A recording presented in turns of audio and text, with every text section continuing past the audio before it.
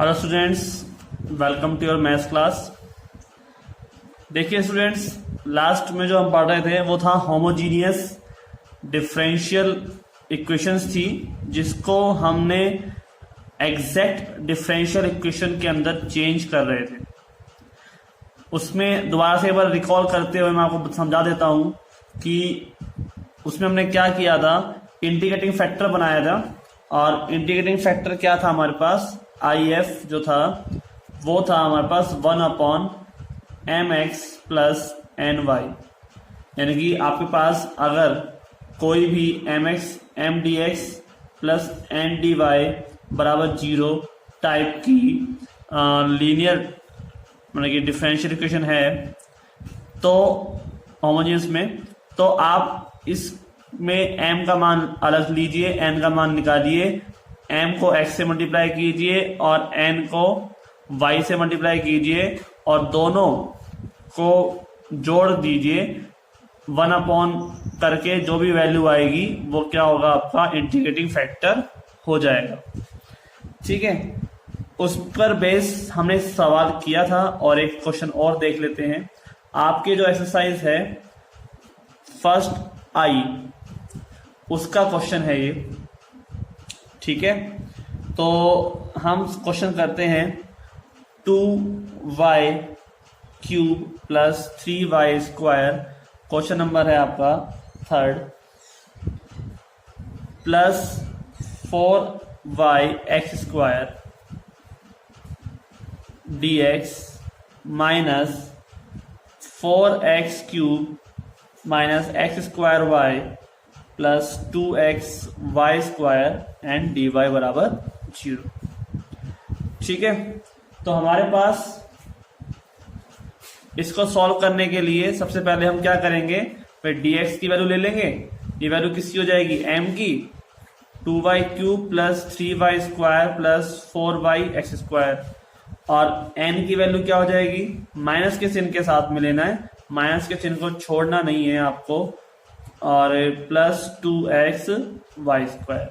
ठीक है, तो हम यहां पर सबसे पहले क्या करेंगे, mx प्लस एन वाई करके देखेंगे।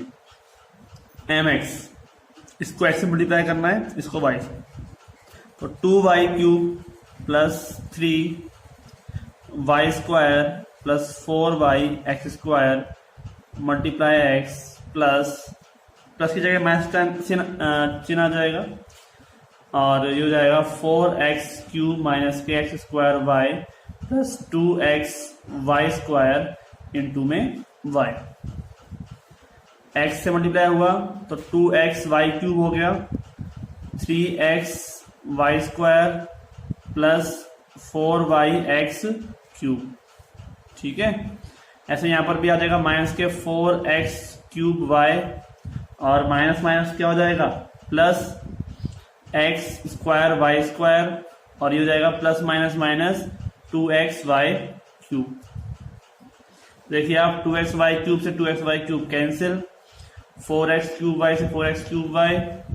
ठीक है, और एक्स स्क्वायर वाई स्क्वायर, और यहाँ पर क्या बच जाता है हमारे पास 3x Y square plus X square और वाई स्क्वायर। ठीक है, कोई दिक्कत नहीं। तो हमारे पास आप देख सकते हैं ये यहाँ पर मेरे ख्याल से x होना चाहिए था, इससे यहाँ पर टर्म बन जाए। कोई दिक्कत नहीं, हमारे पास इस तरह की टर्म बनती है।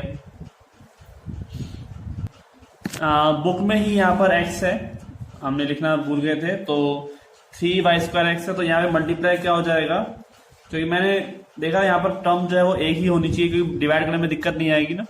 इस वजह से आप भी कई बार चेक कर सकते हो, इतना आपको पता चल जाएगा जब आप प्रैक्टिस करोगे, क्वेश्चंस करोगे सारे।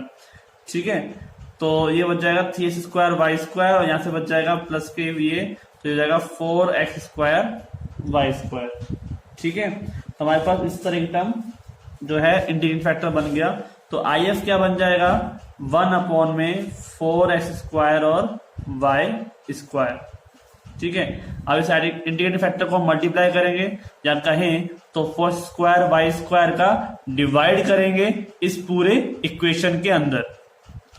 तो करते हैं हम इसमें 2x² में क्वेश्चन हमारे पास क्या है, 2y³ ठीक है, और प्लस 3y² प्लस 4y² और dx, इसमें डिवाइड कर रहे हैं हम 4x² का, और माइनस का चिन्ह हमने लगा ही दिया है, 4x³ minus x² plus 2xy², और ये यहाँ पे dy, और यहाँ पर भी डिवाइड किसका हो जाएगा, 4x²y², ठीक है, बराबर में क्या आ जाएगा, 0।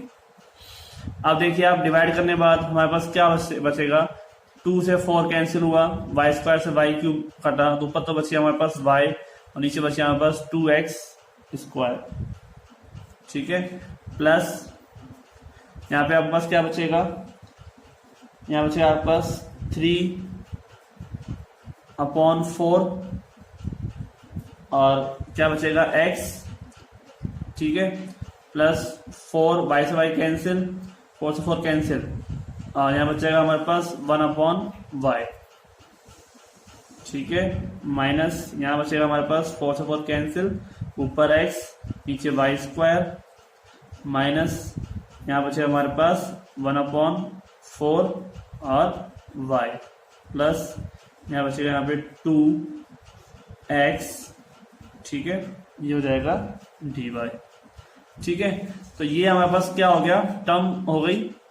इसमें देखिए आप इस इक्वेशन के अंदर यहाँ पर जो m का मान है वो चेंज होकर ये बन जाता है जो पहले वाला मान था उससे, और ये हम अगर चेक करने के लिए, इसको अगर हम चेक करने के लिए ∂m/∂y और ∂n/∂x निकालेंगे तो बराबर आना चाहिए, और जिससे हम इसके 4 स्टेप मेथड के द्वारा इसको सॉल्व कर सकें, ठीक है। तो ∂m/∂y आप चाहो तो निकाल के चेक कर सकते हो, ∂y करोगे तो y की वजह से y तो का 1 होगा, y तो क्या है, कांस्टेंट है, तो 1/2x² बच जाएगा। यहाँ पर आप देखिए ये हो जाएगा 0 और इसका क्या हो जाएगा, माइनस के 1/y², ठीक है। ऐसे हम निकाल लेते हैं ∂n/∂x, तो आप देखिए यहाँ पे x के सापेक्ष कर रहे हो तो यहाँ पर क्या हो जाएगा, माइनस का चिन्ह बाहर, 1/y², माइनस माइनस क्या हो गया, प्लस हो गया, y का नहीं करना x का करना है, तो इसका तो हो जाएगा 0, इसका करोगे तो क्या होगा, माइनस के 1/2x², क्योंकि 2 का तो कुछ होगा नहीं, 1/x का क्या हो जाता है, माइनस के 1/x², ठीक है। और आगे वाला जो माइनस है इसकी वजह से यहाँ पे क्या हो जाएगा, प्लस। आपको करना आता है, इतना कोई बड़ी बात नहीं है कि हम इसको एक एक स्टेप देखें, ठीक है।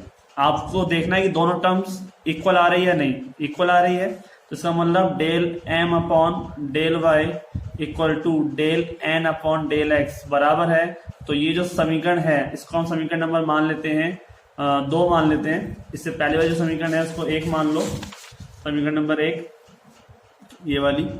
तो समीकरण नंबर जो 2 है हमारे पास, ये क्या बन जाएगी, एक यथार्थ अवकल समीकरण बन जाएगी।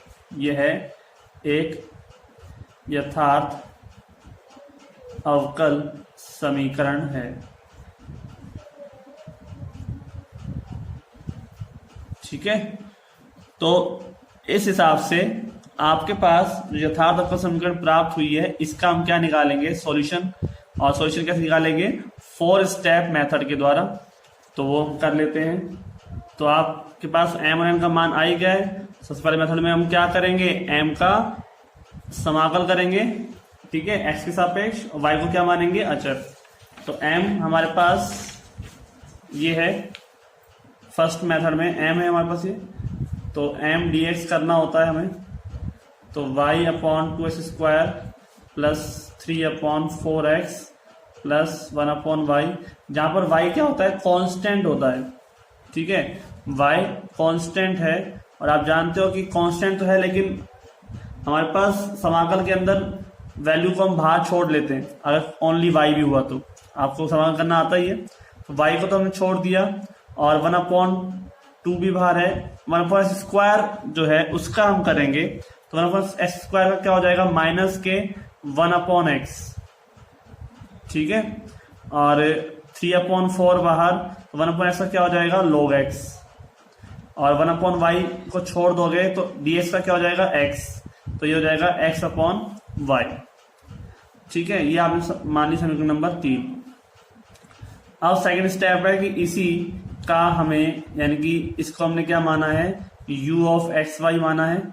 तो u(xy) के अकॉर्डिंग हमारे पास del/del y, ठीक है, इसका यानी कि फर्स्ट समीकरण का अवकलन करना है y के सापेक्ष, ठीक है।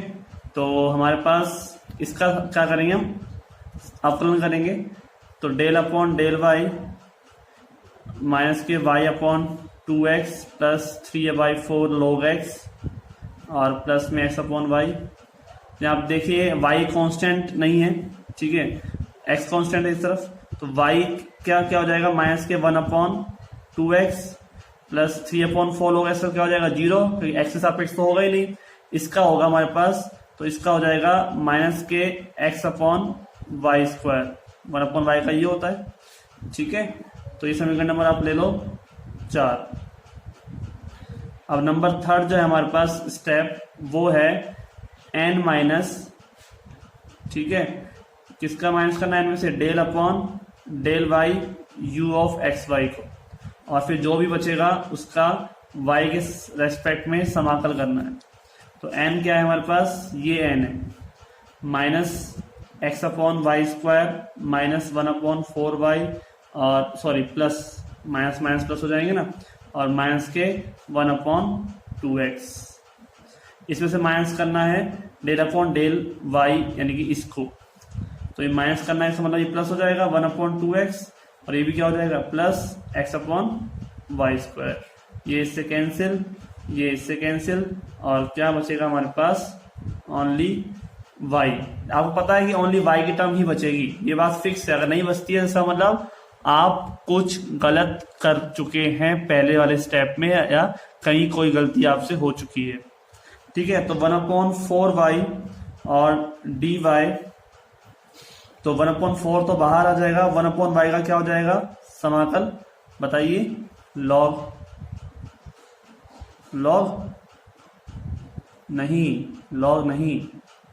मैं आप लोगों से पूछ रहा हूं, इसका क्या हो जाएगा 1/4, 1/y का समाकल कर रहे हैं हम, ठीक है, इनका हो जाएगा log y, 1/4 log y, ठीक है। तो ये जो समीकरण है इसको हम मान लेते हैं v(y). तो लास्ट स्टेप में दोनों को ऐड करना है, फर्स्ट को और थर्ड को, ठीक है। फर्स्ट क्या है हमारे पास, ये टर्म है, फर्स्ट मतलब कि ये स्टेप, यानी इक्वेशन नंबर 3 और इसको आप 4 मान लो तो 5th, तो फर्स्ट और 5th को ऐड करना है, 3rd और 5th को ऐड करना है, ऐसा बोल सकते हैं। तो हमारे पास फर्स्ट जो है इक्वेशन वो है माइनस के y/2 x plus 3/4 log x plus x/y और प्लस 1/4 log y। इन दोनों को ऐड करने के बाद जो टर्म आई है आपके पास, इक्वल टू में ले लेते हैं हम c, यही आपका क्या हो जाएगा आंसर, ठीक है। तो ये इस तरह से पूरा जो क्वेश्चन है आपका लगभग 5 से 6 नंबर का मिलेगा आपको, बड़ा क्वेश्चन है, तो आपको प्रॉपरली स्टेप आने चाहिए तभी आप इसका काम कर सकते हो। इसी हिसाब से हम नेक्स्ट पढ़ेंगे इसी के आगे वाला पार्ट, और वो है हमारे पास नियम number 3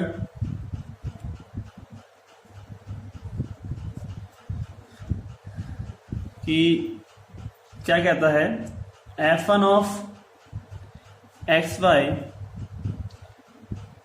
y dx plus f2 of xy x dy बराबर 0 के रूप के समीकरण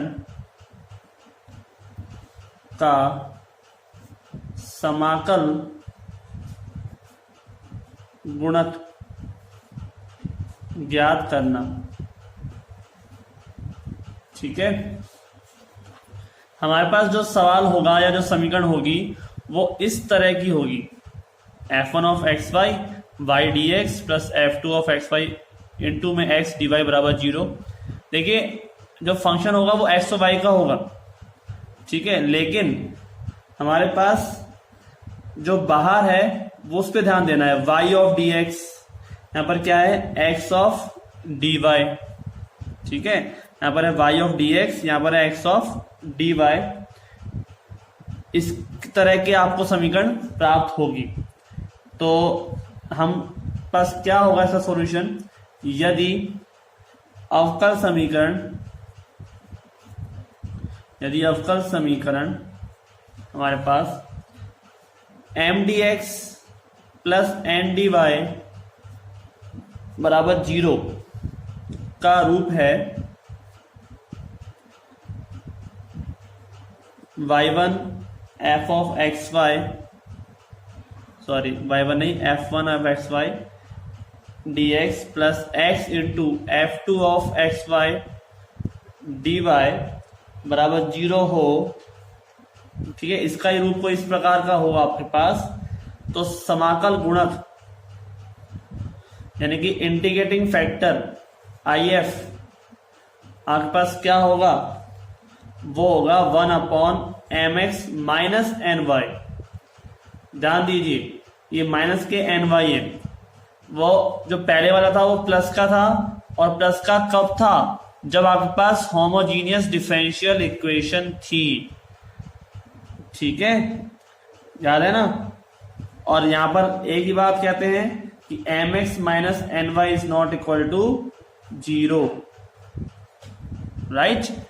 मतलब आपके पास ये समाकल गुणक याद रखना है, जब आपके पास इस तरह की इक्वेशन हो, काम सारा वही होगा। ऐसा करने के बाद आपको वही 4 स्टेप मेथड लगाना होगा, लेकिन आपको पता तो होना चाहिए कि किस में कौन सा फॉर्मूला काम आ रहा है। इससे पहले वाले में काम आ रहा था प्लस वाला, लेकिन वहां पे क्या था, एग्जैक्ट डिफरेंशियल इक्वेशन को बदलने के लिए समघात अवकल समीकरण का रूप था, ठीक है, इसी समीकरण का समघात रूप था, ठीक है। तो इस तरह के सवालों को हल करेंगे हम, और इसके लिए हमारे पास वही m लेना होगा, n लेना होगा, और इसका इंटीग्रेटिंग फैक्टर निकालकर उसको डिवाइड करना होगा, जैसे सवाल हमने अभी किया, ठीक है। समझ में आ रहा है आप लोगों को। तो ये जो नियम है, इस पर बेस्ड जो क्वेश्चन है वो हम नेक्स्ट क्लास में देखेंगे। तो आज के लिए इतना ही रहेगा। हाँ, एक बात और, ये जो फर्स्ट आई जो हमने आज क्वेश्चन किया, उसके जो बाकी क्वेश्चन है वो आपको खुद को करने हैं। ऐसे ही 2-3 एक्सरसाइज अभी बाकी हैं फर्स्ट आई के बाद जो भी अपने पास मिलेंगे। तो उसके बाद हमारे पास ये जो चैप्टर है, यानी कि आपकी जो पूरी की पूरी फर्स्ट यूनिट है ये, वो कंप्लीट हो जाएगी, ठीक है स्टूडेंट्स।